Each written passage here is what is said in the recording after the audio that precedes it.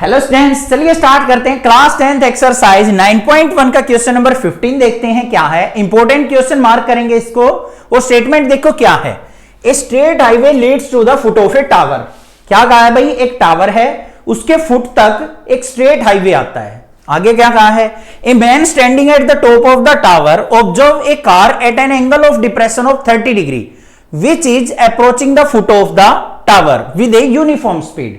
अब क्या किया भाई? टावर के ऊपर एक आदमी खड़ा है, उसने एक कार को अपनी तरफ आते हुए देखा जो कि यूनिफॉर्म स्पीड से चल रही है। वो 60 की स्पीड भी हो सकती है, 50 भी हो सकती है, XYZ कुछ भी स्पीड है।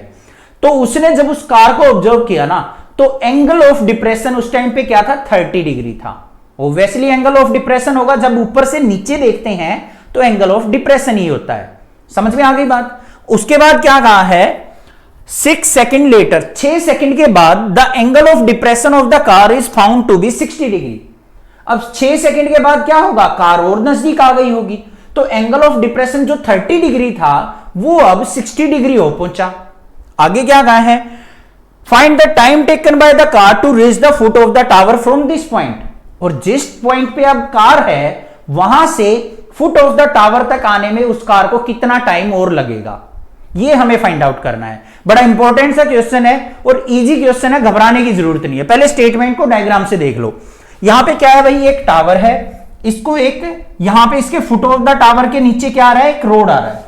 क्लियर है? यहां से आदमी ने क्या देखा? इस कार को देखा, तब एंगल ऑफ डिप्रेशन क्या था हमारा? 30 डिग्री था।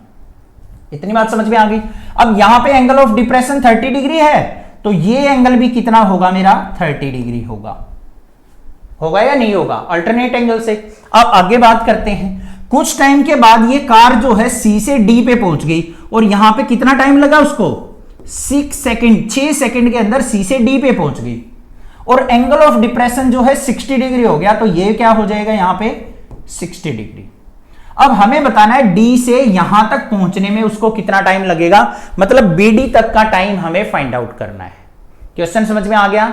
कोई प्रॉब्लम नहीं होनी चाहिए। अब चलते हैं भाई अपने क्वेश्चन के ऊपर। यहां पे तो हमें कुछ दे ही नहीं रखा भाई, ना तो हमें टावर की हाइट दे रखी है, ना CD की वैल्यू दे रखी है, ना BD की वैल्यू दे रखी है। हमें डिस्टेंस से कोई मतलब नहीं है, हमें टाइम से मतलब है, तो टाइम का ही यूज करेंगे हम। सबसे पहले हम क्या करते हैं, यहां पे लेके चलते हैं भाई छोटी वाली triangle, in triangle ABD, in triangle ABD, इस ट्रायंगल के अंदर ABD। अब बात आएगी आपके दिमाग में कि सर इस क्वेश्चन में हम कौन सी ट्राइगोनोमेट्रिक रेशियो यूज करें। भाई देखो, जो ये है हमारे AD और AC, ये तो हाइपोटेन्यूज है, इनका तो कोई यूज ही नहीं है क्वेश्चन में। ठीक है, तो हमें परपेंडिकुलर और बेस का ही रिलेशन लेके चलना है, इन्हीं से हमारा क्वेश्चन सोल्व आउट होगा। तो हमें परपेंडिकुलर और बेस का रिलेशन क्या होता है? tan theta. तो tan theta is equal to किसके हो जाएगा भाई? AB अपॉन में BD। थीटा कितना है भाई? 60 डिग्री। तो यहां पे लिखेंगे tan 60 equal to AB upon में BD। tan 60 की वैल्यू क्या होती है? √3 is equal to AB by BD। BD नहीं है, कहीं BD सोचो, सुट्टे मारने वाली। ठीक है, गलत बात है। AB की वैल्यू क्या आ गई भाई यहां पे? √3 BD। तो AB की वैल्यू मिल गई मुझे, ये वाली वैल्यू। जो टावर की हाइट है ना, वो BD √3 है, ये वैल्यू आ गई मेरे पास। अब हम कौन सी ट्रायंगल यूज कर लेंगे? बड़ी वाली ट्रायंगल यूज करेंगे, इन ट्रायंगल ABC। इस ट्रायंगल के अंदर देखेंगे भाई टेंजेंट थीटा इक्वल टू किसके होगा? AB अपॉन में BC। थीटा क्या है? 30 डिग्री। तो tangent 30 equal to AB by BC। Simplify कर लो, tan 30 की वैल्यू क्या होती है? 1/√3 equal to AB by BC। तो यहां पे BC की वैल्यू क्या आ गई बच्चों हमारे पास? √3 AB। ये वैल्यू मिल गई या नहीं मिल गई? अब यहां पे देखो AB की वैल्यू क्या आई थी? √3 BD आई थी। इसको इक्वेशन नंबर 1 मान लो। तो यहां पे क्या लिखेंगे? From equation first, from equation first. Question अपने आप सोल्व आउट हो जाएगा, कुछ नहीं करना, बस जो चीज दे रखी है उसी का यूज कर रहे हैं और कुछ भी नहीं एक्स्ट्रा कर रहा मैं। तो यहां पे ए बी की जो वैल्यू निकली थी वो यहां पे पुट कर देंगे। तो B C is equal to क्या आ जाएगा बच्चों, √3 मल्टीप्लाई ए बी की वैल्यू क्या थी, √3 बी डी, √3 बी डी। तो यहां पे क्या निकल के आया मेरे पास, बी सी इक्वल टू √3 और √3 की मल्टीप्लाई क्या हो गया 3 बी डी। जो बी सी है हमारा, बी से सी, वो 3 टाइम्स ऑफ बी डी है।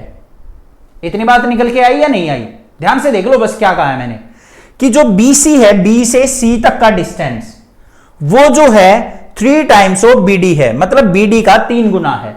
अब यहां पे बी सी को अगर मैं ब्रेक करूं बच्चों, तो बी सी को हम क्या लिख सकते हैं, C D plus B D. तो यहां पे क्या लिख दूंगा मैं इसको, C D plus B D equal to 3 times of B D. तो यहां पे मेरे पास रिलेशन क्या निकल के आ गया, C D equal to B D को राइट साइड लेके जाएंगे तो ट्वाइस ऑफ बी डी। ये एक रिलेशन निकल के आ गया। इसका मतलब क्या है कि जो सी डी डिस्टेंस है, ये वाला डिस्टेंस, ध्यान से देखो, जो सी डी है वो बी डी का दुगना है, डबल है। ये रिलेशन निकल के आया ना। अब मुझे क्या पता है कि सीडी का पता है, सीडी डिस्टेंस को कवर करने में कितना टाइम लग रहा है, 6 सेकंड। तो बीडी डिस्टेंस को कवर करने में कितना टाइम लगेगा वो निकालना है हमें। तो यहां पे लिखेंगे time taken to cover CD equal to 6 second. अब हमें निकालनी किसकी वैल्यू है, बीडी की। तो बीडी इज इक्वल टू किसके है बच्चों, CD बाय 2 है या नहीं है। 2 को नीचे ले जाएंगे तो BD इक्वल टू क्या है, CD बाय 2। CD डिस्टेंस को कवर करने में कितना टाइम लग रहा है, 6 सेकंड। तो डिवाइड बाय 2 करेंगे तो 2 से इसको कट किया तो कितना आ गया, 3 सेकंड।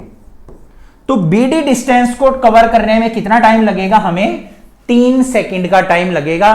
3 सेकंड में वो कार जो है फुट ऑफ द टावर पे पहुंच जाएगी।